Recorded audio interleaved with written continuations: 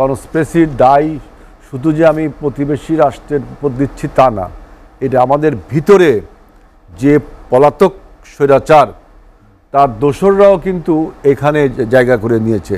যে বেশ কয়েকদিন ধরে গতকালও যেমন বেশ কয়েকটি গোষ্ঠী বা গ্রুপে আন্দোলন হয়েছে, ভাঙচুর হয়েছে, বেশ কিছু সংঘর্ষ হয়েছে এবং ইসকনের সাবেক নেতা চিন্ময় দাসকে গ্রেফতারের প্রতিবাদে তার অনুসারীরা আজ আদালত চত্বরে বেশ সহিংসতা করেছে, সেখানে অরাজকতা পরিস্থিতি তৈরি করেছে, আইনজীবীর উপর হামলা চালিয়েছে এবং একজনকে হত্যা করেছে।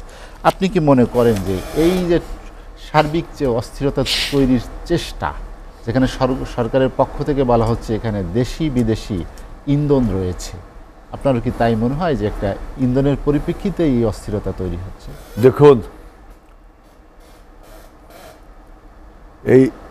এই যে অস্থিরতা বলতেছেন, এটাকে আমি অস্থিরতা বলি না, এটাকে বলে কনস্পিরেসি, ষড়যন্ত্র, চতুর্মুখী ষড়যন্ত্র শুরু হয়েছে আমাদের বিপ্লবের বিরুদ্ধে, আমাদের গণ অভ্যুত্থানের বিরুদ্ধে, প্রকারান্তরে আমাদের স্বাধীনতা এবং সার্বভৌমত্বের বিরুদ্ধেই কিন্তু এগুলো ষড়যন্ত্র। এখন এই ষড়যন্ত্রগুলো একে একে বলতে গেলে মনে করেন ছাত্রদের যে সংঘর্ষটা হলো, ইজি বাইকের একটা ব্যাটারি চালিত রিক্সার একটা সমস্যা হলো, এইগুলো কিন্তু এইগুলোকে আপনি অস্থিরতা বলতে পারেন। এইগুলোকে আপনি মানে আনস্মার্ট হ্যান্ডেলিংয়ের ফলে এই সমস্ত হয়েছে। কিন্তু অন্য অন্য যে অস্থিরতাগুলো আমি দেখছি, এইগুলো কিন্তু হোমগ্রোন না। মানে অন্য অন্য যে আপনি অস্থিরতা বলছেন, আমি বলছি কনস্পিরেসি, এইটাকে বলছি কনস্পিরেসি। যে একজন সনাতন জাগরণী সংস্থার প্রধান বা ইসকন প্রধান, তাকে দেশদ্রোহিতার দায়ে বা গুপ্তচর বৃত্তির দায়ে যে কারণেই সরকার গ্রেফতার করুক না কেন, সেইটা আমাদের দেশের একটা কমপ্লিটলি নিজস্ব একটা ব্যাপার। প্রতিবেশী রাষ্ট্রের টেলিভিশনগুলোতে, সংবাদ মিডিয়ায় যখন অতিরঞ্জিত করে বলা হয় যে বাংলাদেশে হিন্দু ভাইদের উপর নির্যাতন চলছে, যেটা একটা হিন্দু নিধন হচ্ছে, নির্ভেজাল মিথ্যা কথা। Bangladesh is a land of communal harmony. এরকম হারমোনি পৃথিবীর অন্য আর একটি দেশে আপনি দেখাতে পারবেন না। আমাদের এই প্রধান উপদেষ্টা, তিনি একটা পত্রিকার সাক্ষাৎকারে আমি দেখেছি, বলেছিল যে প্রয়োজনে বিশ্ববাসী বা তাদের প্রতিনিধি পাঠাতে পারে বাংলাদেশে, যে আসলে হিন্দু ভাইদের উপরে এরকম, বাংলাদেশে সবাই ভাই ভাই, হিন্দু মুসলিম বৌদ্ধ খ্রিস্টান সবাই একত্রে বসবাস করে। এখানে অযথা আমাদের দেশে একটা ষড়যন্ত্র করে বাংলাদেশকে অস্থির বা অস্থিতিশীল করে তুলবার জন্য যে উদ্যোগ প্রতিবেশী রাষ্ট্র গ্রহণ করেছে, বিশেষ করে এই যে সনাতনী ধর্মের ভাইদেরকে, দেখেন সব সনাতনী ভাই কিন্তু এই যে ইসকনের যে নেতা গ্রেফতার হয়েছে তার পক্ষে বিপক্ষে যে আছে সেটা আমি বলছি না, সবাই কিন্তু এর সাথে জড়িত না।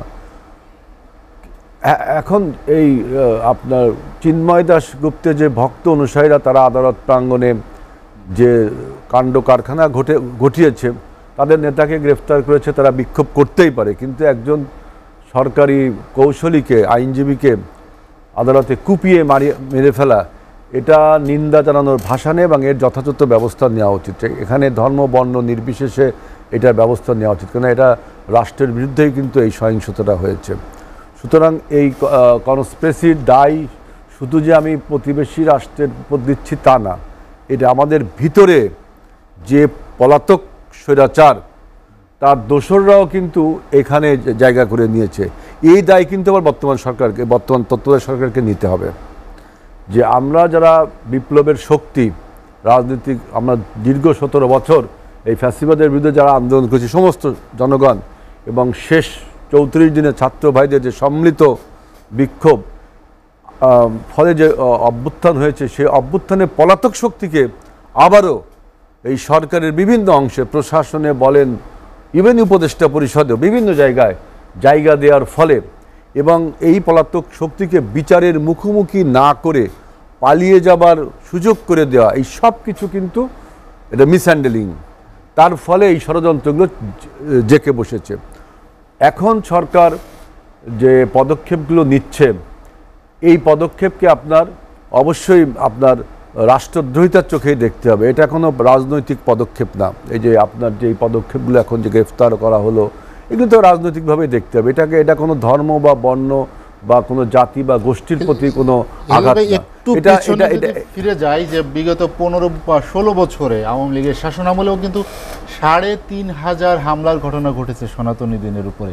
সেসব দাবি দেওয়াও কিন্তু এদের এই 8 দফার মধ্যে না না, আছে। আপনি দেখেন 5ই আগস্টের গণ অভ্যুত্থানের পরে এই চিন্ময় দাস বলছে যে 5ই আগস্টের গণ অভ্যুত্থানের পরে হিন্দু ভাইদের প্রতি নির্যাতন হয়েছে। আমি তো মাঠের রাজনীতি করি, আমি তো দেখিনি যে কোনো ইভেন আওয়ামী লীগের নেত্রী যেটা বলেছিল যে তাদের উপর তারা নাকি ক্ষমতায় না থাকলে লাখ লাখ কর্মী তাদের মারা যাবে। আওয়ামী লীগের একটা লোককে আপনার নিপীড়ন বা নির্যাতনের শিকার বিরোধী দল দ্বারা হয়েছে? আমি তো দেখিনি এরকম কোনো, যে বিরোধী দল বলতে বিএনপি বলছি বা অন্য অন্য যে বিপ্লবী শক্তি আছে। আর হিন্দু ভাইদের কথা তো প্রশ্নই ওঠে না, বরঞ্চ হিন্দু মুসলিম সবাই ঐক্যবদ্ধভাবে আমরা এবার দুর্গাপূজা উৎসব করেছি। আরও একটা দুর্গাপূজার আগে আপনার ওই যে দোল উৎসব মনে হয়, সেটাও করেছি। কোনো কিছু না, অযথা প্রতিবেশী রাষ্ট্রের থেকে এই প্রভোকিংসগুলো করা হচ্ছে যে বাংলাদেশে আপনার হিন্দু ভাইদের উপরে আক্রমণ করা হচ্ছে। অথচ আপনি যদি তৃতীয় কোনো পর্যবেক্ষক দ্বারা পর্যবেক্ষণ করেন, তখন দেখবেন যে বাংলাদেশের communal harmony better than India. সুতরাং অযথা আমাদের উপর, যেহেতু তাদের যে ক্লায়েন্ট এখানে ছিল, যে মক্কেলকে তারা বসিয়েছিল বিভিন্নভাবে বাংলাদেশের গণতন্ত্র, ভোটের অধিকার, বিভিন্ন ইনস্টিটিউশন ধ্বংস করে যে ক্লায়েন্টকে তারা বসিয়েছিল, সেই ক্লায়েন্ট যখন এখান থেকে পালিয়ে গেছে, তখন আপনার এই ক্লায়েন্টেরকে পক্ষেই, তার সেই মক্কেলের পক্ষেই এরকম একটা ষড়যন্ত্র আমার কাছে মনে হয়। বিশেষ করে এই যে সনাতন জাগরণী সংস্থার যে উদ্যোগটা, আর আপনার প্রশাসনের ভিতরে যে মাফিয়া লুকে রয়েছে, এটা কিন্তু বর্তমান তত্ত্বাবধায়ক সরকারকে এই নিতে হবে। আর এই চারিদিকে অস্থিরতার মধ্যেও কিন্তু আপনার সুসংবাদ কিন্তু জাতির জন্য রয়েছে, সুস্থির সংবাদ জাতির জন্য রয়েছে। যেমন দেখেন, একটি নির্বাচন কমিশন গঠন করা হয়েছে, যে জাতির প্রত্যাশা ছিল যে যেখানে আপনার নির্বাচনের মুখোমুখি সংস্কারকে দাঁড় করে দিয়েছিল, সেখানে একটা সুস্থির সমাধান এসেছে, যে আপনার সংস্কার প্রস্তাবও বিএনপি দিয়েছে। অতএব সংস্কার এবং নির্বাচন যে একসাথে চলতে পারে, এটা একটা সবাই একটা সর্বসম্মত মত, এটাও কিন্তু একটা স্বস্তির সংবাদ।